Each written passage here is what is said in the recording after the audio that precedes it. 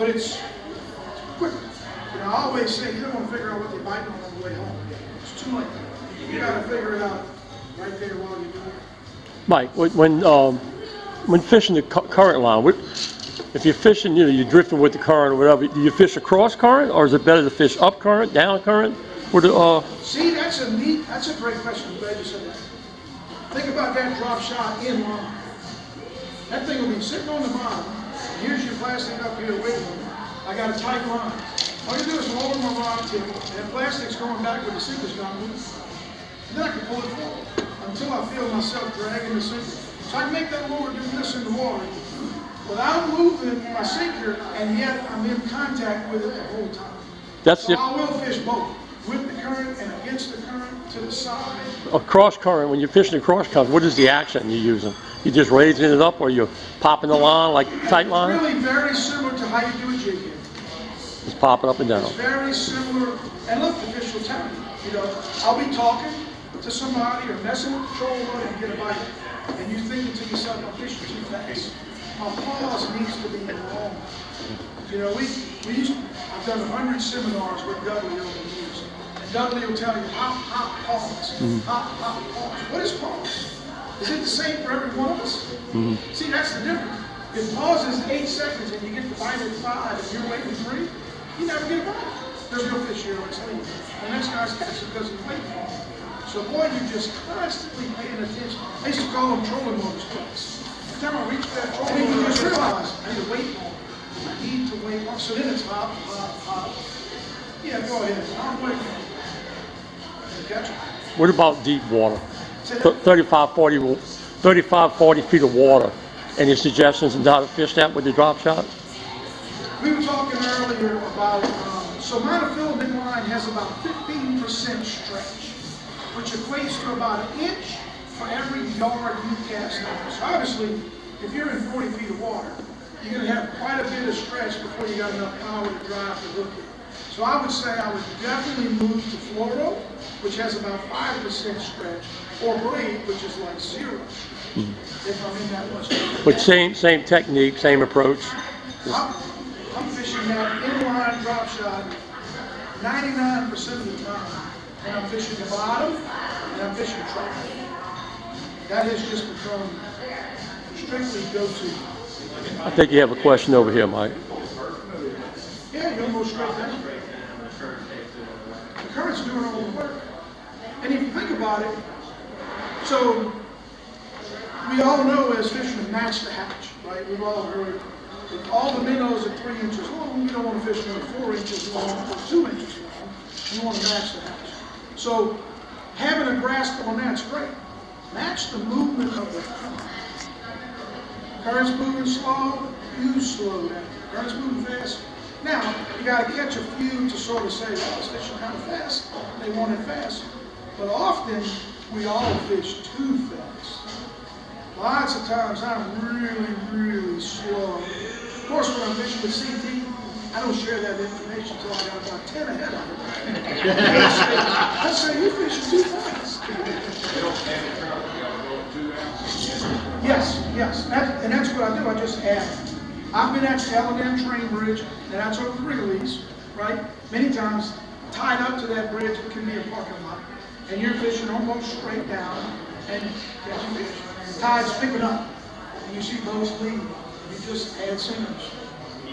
Before you know it, you got 4 ounces on that thing. The rod's going like this, straight down. And look, I think the sinkers bump into each other.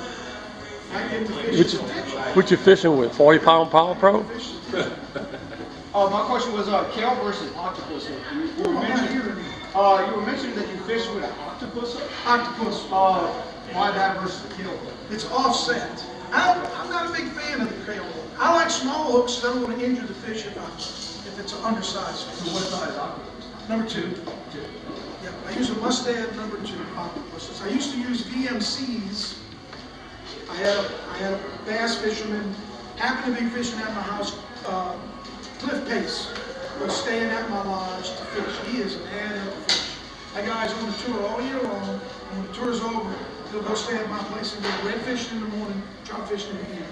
He's just mad at the fish. And Mustad was trying to recruit him to be on their team. And he told me, you gotta come over here and see me, I'm busy. So these two guys showed up, one from the Netherlands and one from Arkansas. That's a pretty, that's pretty different there. But anyway, they recruited him to be on the team, and they wanted to pay his bill for lodging.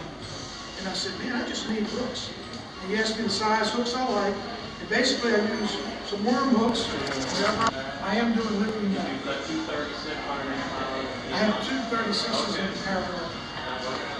So my drop shot with plastic that I'm going to fish in current will be the normal 30-inch length of 30-pound test monofilament, my 1-ounce bank sinker on one side, and 1/8-ounce jig head on the other side. Fold it 2/3 of the way, overhand loop knot or a figure 8 knot. Tie your main line directly into it.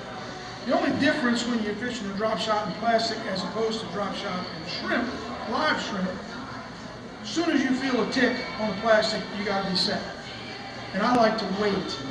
If you pass by and see me anchored and my rod is straight up in the air, I'm fishing live. Because when he's biting, I got a whole rod length to give him as he's eating my time, which gets it further down than I can go. You see me between 9 and 10, I'm probably fishing plastic. Because I want to stay in the strike zone, right?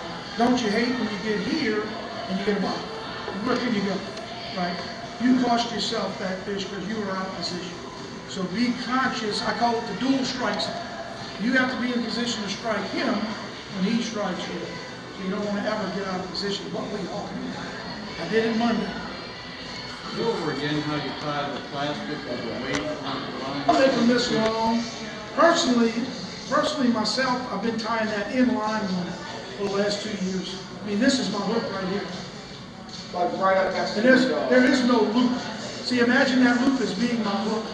And then my plastic's hanging off of that. Okay, so that's... So when he sucks it in, his nose hits that. And I know he's Okay, so that is where your actual hook is off on the loop. And then, okay, I see. Okay. And I've even tied the normal, the same bait hooks, where the eye is 90 degrees of the J, and the hook sits off to the side. I still catch it. I haven't. You know, I'm thinking of the trout's mouth, right, the way it's in the corners. And I'm thinking if that hook swings through there, I might miss it. So I like the hook that's straight up. Yeah, we're splitting hairs. Huh?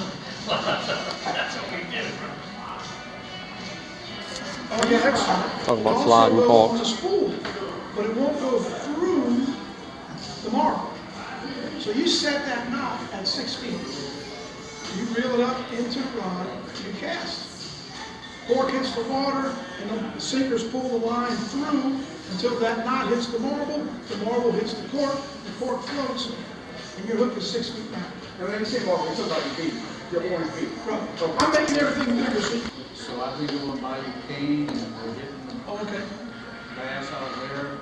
And I hooked into something out in the lake. I don't know what it was, but I need to listen to you more often to know how to catch that damn thing. But he was big. My guess in the lake, what time of year? This was a week ago. We can. I wouldn't think jackfish, No, but I think bull ring. could have been a bull. It was right out at Cane Bayou, right out in the lake, over the very shallow part. So there's shark.